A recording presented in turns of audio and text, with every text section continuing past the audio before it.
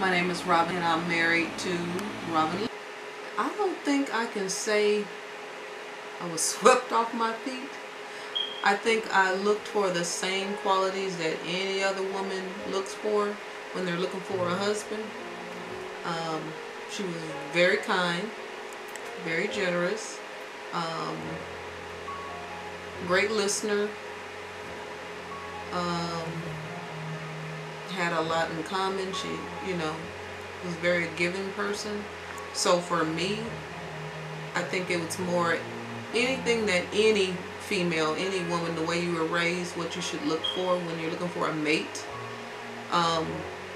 she possessed.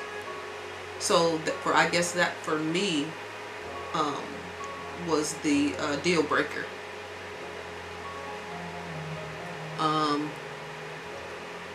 So she possessed all those qualities. So I said, okay, this could work.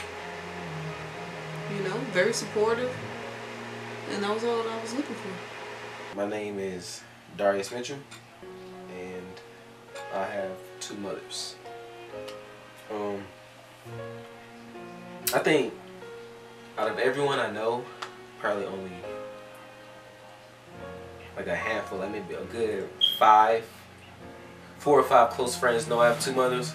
It's not such as the fact I'm embarrassed by it or anything, because really, I don't know, I think it's pretty cool, really. I remember the first day my mom came home with another woman. I was really little. I was 8 years old. And at first I didn't think anything of it, because I didn't even know. So I kind of grew up with it the whole time. So in a way, I thought that was the norm.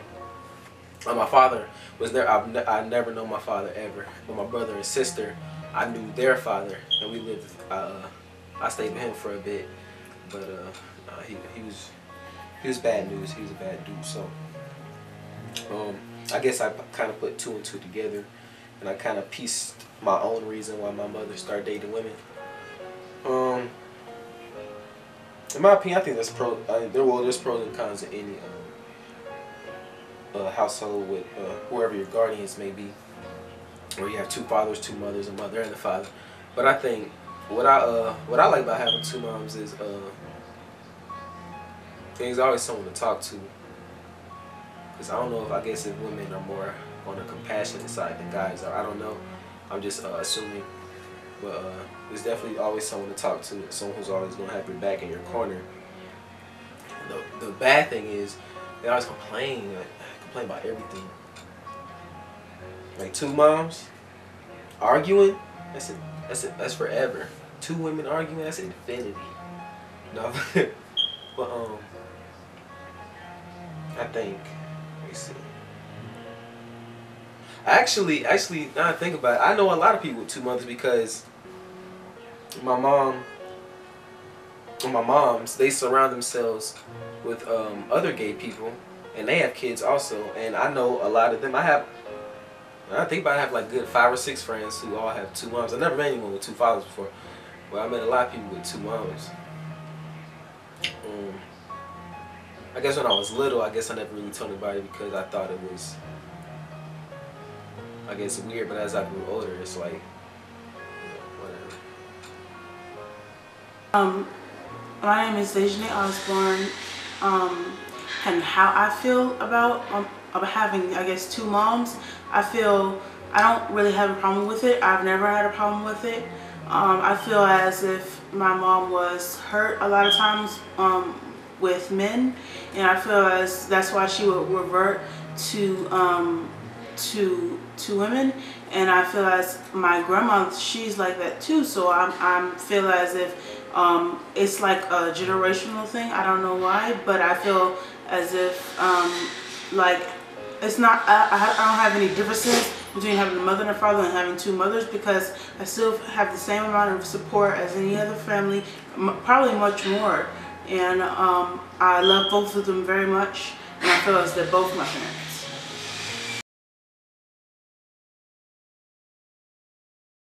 So my biggest fear was how it would affect my children. So my primary goal was to teach them, of course, to love all people, whatever walk of life they are, accept them for who they are and where they are in their life. Right. So that was my biggest fear. But I think getting over that obstacle was more of I think the way I was raised and how my family is and my family's values. And since I was raised to accept all people, I taught that and instilled that in them to accept all people, so that when they leave here and they're out in the world, that's the mindset they have. That you're going to see different families. You're going to see a mother and a father. You might see a grandmother raising children. You might see an aunt, an uncle, a friend, two moms, two fathers, single parent. You're going to see a gamut of different families. And as people, our job is not to judge people by their family dynamic or who they like, who they don't like, but by their character. So that's what I instilled in them. And who I am does not define who they are. Okay. You know? Mm-hmm. And going back to your relationship with RL, can you talk about how y'all met and how y'all came to the place where y'all are now? I can say 10 years ago. I have 2 children in the mental health system. I needed to, being new to Atlanta, I needed to find services for them. Didn't know who to call, what avenues to take, what services are offered here, and what the process was. So doing some digging, I was referred to my spouse, who was working in that realm at the time, and she pointed me in the right directions. Gave me some good leads, some good numbers, some good contacts, and we sparked a friendship. That friendship is 10 years later. So it's been about 10 years now on that friendship. We had a lot in common, shared a lot of the same values, though we came from different backgrounds, grew up totally differently. We still had some of the same values, which I think was very interesting in that self alone, in that alone. I grew up majority of my life in a single parent household where she grew up with both of her parents, yet we still had some of the same values. I think I probably can say, unfortunately,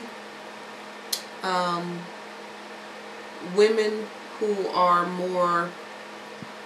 as feminine as I am may not get as much ridicule as maybe a person who is tomboyish, more aggressive. They're going to get more ridicule than a person like me, because a person like me, you're not gonna know unless I tell you. However, if you see people out and they're together, then of course, you might get stares. We're in the South, so of course you're gonna get stares. You may be ridiculed. As you get older, I guess you learn how not to buy into it, to ignore it. You have to start becoming comfortable with who you are.